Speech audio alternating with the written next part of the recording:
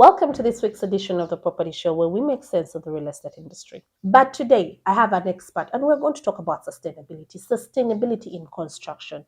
And on set with me is Perry Aman from Aviva. With our topic for today, which is sustainability.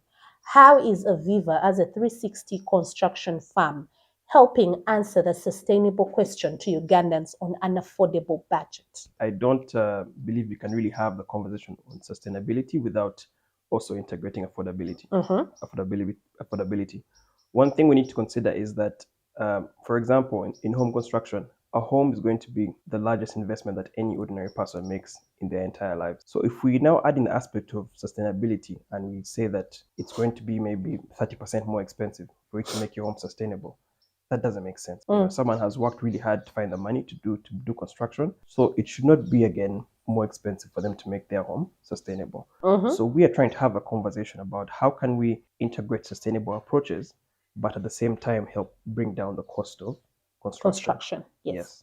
So one of the ways in which we're doing that is in the planning process. So we genuinely believe that to be able to integrate sustainable approaches, first of all, involves reduction of waste. Right? Because That's true. There's That's so much waste very that true. goes into the construction Yes. process, and we have so many leftovers in the construction process, whether it's partially cut tiles or partially cut piping. There's a lot of waste that goes into that, and that can help. That can be mitigated or reduced by the correct planning in the planning process before we even go into the construction phase. So once we're able to do that and to plan a project very, very well, and also to integrate new and innovative approaches, then we can help make the project not only more sustainable, but also reduce the cost of the project as well. Yeah. So what materials and techniques are you using to achieve the sustainability in construction? I think we've been doing something right for many, many thousands of years as Africans. Some of the original traditional construction techniques that we have been good in terms of their sustainable approach. The only challenge is that they're not necessarily, the lifespan is not necessarily great. So if you go, let's say, for instance, to the village, you'll find someone using sticks and mud to construct, which is a very good material. It's very kind of accessible. It's cheap. So how do we bring that into the 21st century?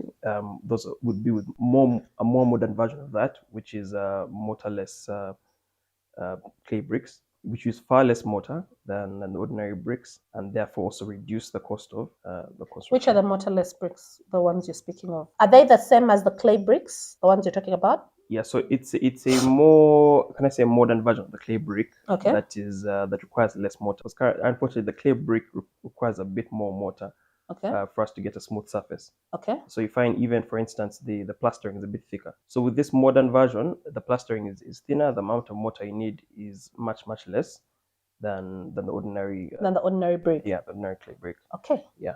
With that in mind, how are we then prioritizing sustainability within a budget? For example, more bricks for a smaller span of space. Yes. I am saving on the cost of construction. But then how am I bringing in sustainability then? The question about sustainability for us as a company involves how do you impact the environment less? Exactly. Right? That's what I'm asking for my long term. One of the biggest, can I say, impacts when it comes to sustainability in our current construction methods in Uganda is in the materials, which is particularly cement. It has a very high carbon footprint, not only during the during the manufacturing process of the cement, but also as it's curing. There's some greenhouse gases that it emits. I didn't know that, and I thought I know so much about construction, but to my surprise, I didn't know that. The less cement that you use, the better off you are. So that helps with the sustainability in terms of reducing your environmental impact. But also, we know cement is very expensive. Yes. So the less cement you can use during the construction of a project, definitely you're going to see some savings in terms of the cost, but also in terms of your environmental impact. In which way would you advise on a construction site for one to recycle and repurpose construction material? With examples. We do this all the time. We have a project currently in Bugolovi where we have a demolition that had to happen, and we're in the process of reconstructing. So some of the material that we use that came out of the demolition, we're also using it to now rebuild the foundation of the new building. Nice. Yes. So we're not just throwing that material away into a landfill somewhere. We're repurposing that material and reusing it again for the new project. In which other way are our traditional methods or tools able to help us when it comes to sustainability? I think it's important for us not to necessarily throw away the traditional way. Just because something is we've been doing it for a long time, there's a reason why we've been doing it. How are you using technology to your best interest to see that you attain sustainability but at a budget? So one of the ways we use technology is in the planning process, particularly through virtual reality. So we do use virtual reality as we're planning out our buildings. You've talked about the heat, for instance, and one of the issues, one of the reasons why we have that is in the planning process, in the architectural side of things, whereby someone doesn't necessarily consider things like the sunshine as they're doing their design process, and we have to take that into consideration. So when you're able to put an entire building or an entire plan into the virtual reality setup, you get to actually appreciate things like the direction of the sun or the position of the sun throughout the entire year. You find someone should not be in their living room dying of heat, which you can actually have a plan that accounts for that ahead of time, and you're able to test it ahead of time. We're able to simulate and get to understand how does the sun move throughout the year, not only maybe in January, but also what's it like in March, what's it like in June, or now the period that we're in, to be able to ensure that your home, especially the common areas, are very comfortable and cool. Now here I am actually getting to see that home ownership is going to become a actual, visible fact, that it's going to be a real, like something tangible. Home ownership is so key to me. It's important to me. I feel like Ugandans, at least 50% of Ugandans should be home owners. According to the last survey we did, only 10% of Ugandans can afford to be home owners. And when I say 10%, I'm meaning different ownership. I have a home, Perry has a home, Wasaja has a home, Sydney has a home. But right now in Uganda, the percentage that owns home is one Perry has 5 units all under him. One Christabel has 4 units under her. That is not the home ownership we are looking at. No, we're looking at least each citizen, each Ugandan, to be able to have one particular property in their name. That's the home ownership we're looking at. So if you actually say it may come down to 150 million for a 3-bedroom house, that shows that home ownership is going to become a reality in Uganda, which is what we're trying to fight for at the Property Show, the Homes Expo. Because currently on the market, a 1-bedroom house goes for what? 150 million Uganda shillings when we come to condominium housing. As a Viva, which case studies do you have or projects have you achieved, have you done? I'll give an example. It's a project we have in Mengo where we're doing a 4-bedroom house, and we're integrating as much as possible as aspects of sustainability. A lot of the technology that we talked about earlier on in this conversation, we have used it on that project. But also even simple things like we need to like sustainable living, for instance. We've seen increasing adoption of modern ways, for instance, of cooking. We've seen these energy efficient stoves, and we've also included things like that in this particular project.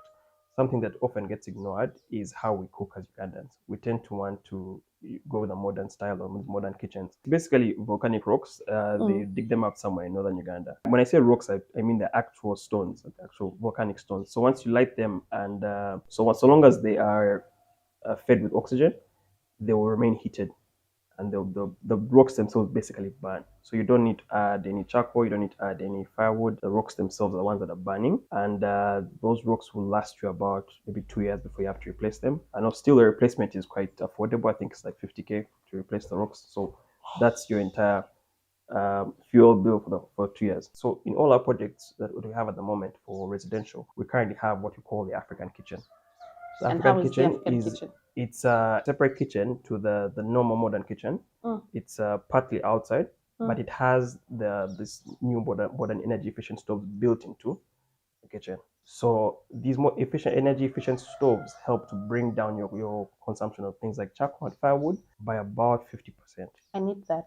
Yeah, I you need should that. get it definitely. I basically cook on gas. Yeah. Okay then, Perry. In conclusion, what would you advise to the audience, to anyone who's watching out there? Can they still have a Viv on board with them? Yeah, I believe there's always hope. It's never too late, as I always believe. It's just about can you have a conversation with the right people to help you guide you in the right way to see how you can adjust your plan or your project as it's already ongoing. Even if you have a house that's complete. Where is Aviva located?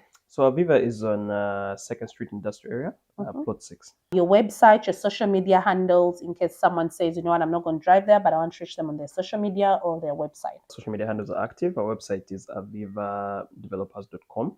Okay. And also our social media handles as well. Perry, it was lovely having you said. I want us Thanks to come so and much for visit having one me. of those sites you're working on. Definitely. The whole store thing. That's the highlight of my day that I've loved. It was a pleasure having you said, Perry. Thank Thanks you so so much for having me.